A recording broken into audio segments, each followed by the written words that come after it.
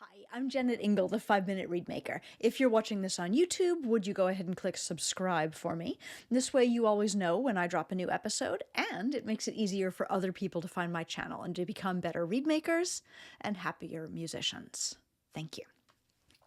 Today, I wanted to talk about reeds that are too sharp. I get asked about this all the time, and I was sure that I had a video about this already, but upon researching, I think that I do not. And if indeed I do not, it's because this is a complicated question. A reed that is too sharp could mean a lot of things. It might mean that the reed is just not finished yet, and it's too hard, especially in the transition area. That can lead to a reed that is sharp.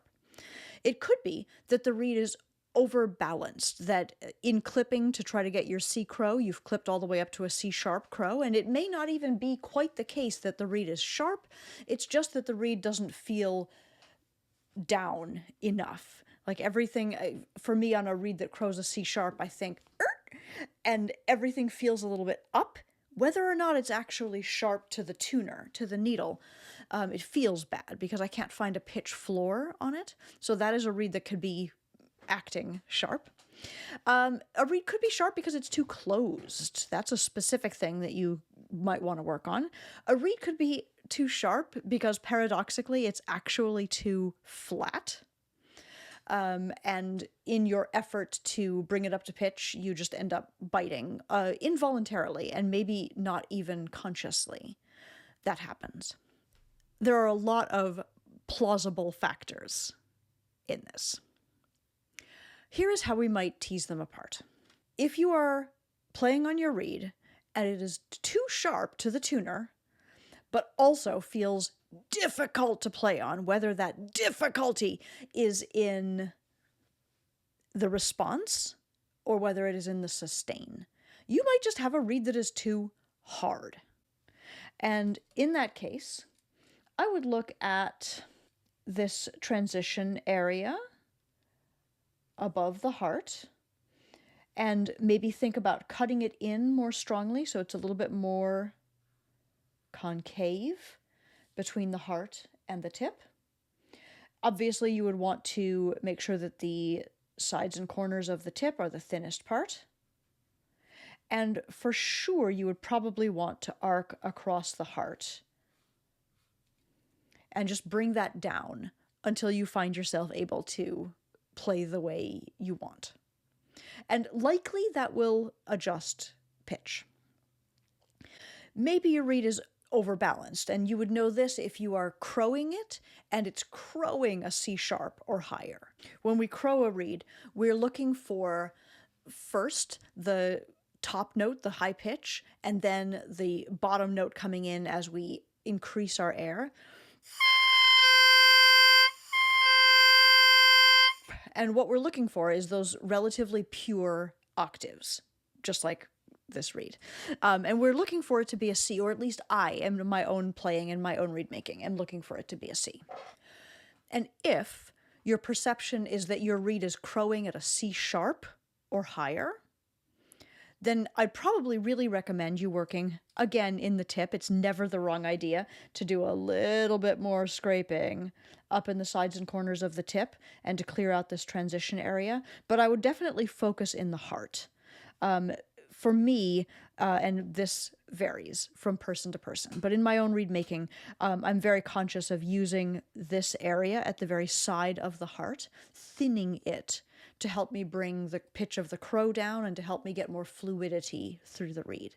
So it is not unlikely that if your reed is crowing a C sharp and you scrape somewhere in the tip or in the heart to bring that crow down, that will probably also release the pitch. It could be that your reed is too closed. And, this could happen for a variety of reasons. It could be too closed because the diameter of your cane is inappropriately large for the region that you are in or the way that you like to play. It could be too closed because even though the diameter of the overall tube was appropriate, the diameter of the little piece of cane that you've got going on is incorrect, because cane is an organic material and is not necessarily that consistent from piece to piece. Or it could be that it's too closed because you've taken too much out of the center of the reed, because you have not got enough spine to sustain it, or because you have a habit of biting to get the thing to play and you've like overpowered the reed. If this is the case, if your reed is too closed to give you the pitch level that you want, the thing that I would think about is trying to emphasize or re-emphasize the middle of the reed. So I would scrape pretty aggressively at the sides of the tip, at the sides of the heart, in the channels down here next to the spine, but by no means in the spine. In my normal reed making, I can sometimes be a little sloppy about that central spine. I can sacrifice it. If my problem is that my reeds are too closed, that is not what I want. The other thing that I might do to help a reed that is too closed open up a little bit is to take my my window here, this little channel, and make sure that I'm coming up, make sure that I'm not leaving too strong a wall at the bottom of the heart. I might smooth this area out by scraping backwards across it, by rotating the reed and scraping into the windows from the heart, by just sort of crisscrossing it a little bit to smooth it out. I think that that strong wall that I do leave in my reeds very intentionally is a mechanism of closing the reed. And if you can relieve that wall a little bit, you may get more opening, and that may help you to bring pitch down. It is not unlikely or uncommon that your reed might be flarp, too flat, but in adjusting, you yourself go a little bit too far. You might know that this is the case if the reed feels very flexible and comfortable when you start, but gets sharp very, very fast. You might notice that this is the case if the low register stays normal, comfortable, or even a little bit flat, like low D flat, low D, low C. If those are sitting low, but your upper register is sitting high, you might have a flarp reed. And it doesn't make you a bad person. It's just a thing that happens. We are so accustomed to adjusting and adapting to the reed du jour, and just playing the reed in our mouth and making it be in tune with the world around us, that we might not even really notice that we're rolled in a little bit too far, that we are working a little harder than we ought to be, and rapidly those little muscles in our embouchure get tired, and we transfer control to the stronger muscles of our jaw, and then there's no coming back. Like we can't, within the same session, find our way back to a loose, relaxed, really comfortable embouchure. So if you think that is the case, and if possibly, especially when like freshly soaked, your reed is crowing a B, clipping it up to a C might be the right answer. Or even reworking, here on my diagram, reworking this tip to be just a tiny bit lower. So maybe moving from 65 as my magic number here down to like 64.5. With the goal of dropping the crow so that we can clip and so that everything is just balanced a little bit closer to the oboe. Because ironically, having a reed that plays at pitch or even a hair sharp can be more comfortable because it allows you to go, oh, with your embouchure instead of, and it is less likely to go sharp on you. So that is the third thing that it might be. And sometimes, genuinely, you have a nicely finished reed. This is sort of our final case. You have a reed that actually is finished well. It's crowing a C. It feels comfortable to play. Everything about it is appropriate. And it's just a little bit sharp to the tuner. At that point, I have a couple of tricks that I use. One is that, indeed, I might just arc over the heart a little bit and try to like bring it back to a B crow so at least I have some more flexibility. But another is this trick that I know I've made a video about, just cutting a little step or micro window. I think about it like the steps into a pool. This. if I chunk that out, it's directly above the spine. It appears to be breaking all of the rules of reed making. And I might make it approximately the same thickness as like this window area here. So a pretty significant cut in. I've found that trick lowers pitch without really having a lot of side effect. It's not going to change much about the resistance of the reed. It's not going to change much about the response of the reed. It's just going to drop the pitch a little bit.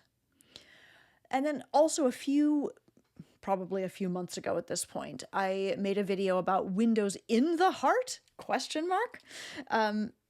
This was a suggestion from one of my Reed Club participants, which experimentally I proved to be a valid choice. And this one is just about cutting a little, two little windows inside the heart. Now, I wouldn't do both of those things, making a little like jack-o'-lantern out of my heart, but it doesn't hurt you to try either and see how that works for you. In my experiment in that video, it did lower the pitch of the reed. I know that this is a little confusing because there are so many things that a sharp reed could mean. To recap, the reed could just be too hard. Finish it a little bit more, especially in the tip and the separation of the tip from the heart and then in the heart. And that should give you what you need. The reed could be overbalanced, crowing a C sharp, in which case you're going to scrape in the heart and in the tip to bring that crow down. The reed could be too closed, in which case you're going to scrape at the sides and perhaps at the bottom of the heart to increase the opening. Or the reed could be too flat, in which case you're going to clip to bring it up to a more balanced C crow. Finally, it could just be too sharp, in which case you might try these windows in the heart or step into the heart trick. I hope this has been helpful. This has been a 5-minute Reedmaker lesson. You can follow these short videos here on YouTube. You can subscribe if you wish. I hope you will. And if you need to reach me to order reeds or cane, to order a copy of my book, The Happiest Musician, to check out my new Sight Reed Like a Pro workshop, which is going to start at the end of this month, or to ask me a question that I could answer in a future 5-minute Reedmaker episode, you can find me at my website, jennetingle.com. Thank you so much for watching. Have a great day.